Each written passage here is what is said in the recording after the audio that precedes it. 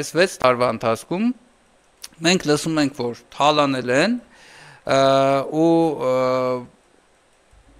բան ալնում էլի, ասենք անդադ թալանել են, երկրի դեմ բաներ են արել, հանցանքներ են գործել, բան, վերջին բացահայտումներ, մի րոպե, հա, Պավլե ջան, մի րոպե եղբայր, խնդրում եմ էլի, իմ հետ էլ որ խոսում եք, իմ խոսքն էլ չի հասկացվում էլի, բացահայտվեց դեպի կողմից նույնիսկ պետական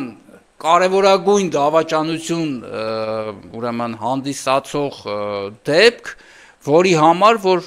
ես օրինակ ես գտնում եմ, որ պետք է մարդը պատասխան տա քրեական օրենսգրքով,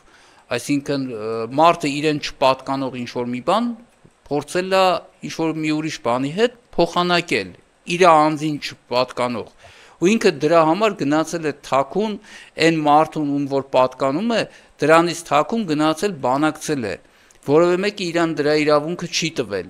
հասկանում եք, ու մենք այս ամեն ինչը տեսնում ենք Տիկին Սառա, բայց մենք նաև սրան զուգահեռ տեսնում ենք, որ այդ մարդիկ փոխանակ պատժվեն, այլ այդ մարդիկ ավելի լավ են սկսել ապրել, ավելին ասեմ, այդ մարդիկ նույնիսկ բավականին շատ համախոհներ են հավաքել, ու ավելին այդ մարդիկ արդեն բավականին մեծ թիվ են կազմել։ Հենց դեմոկրատիան դա է։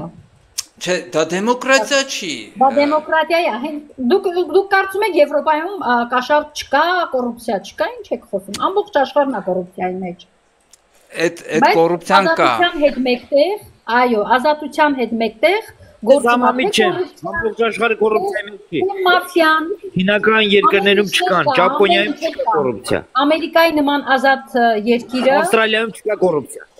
Վայ, լավ էլի, ես երևի Այսօր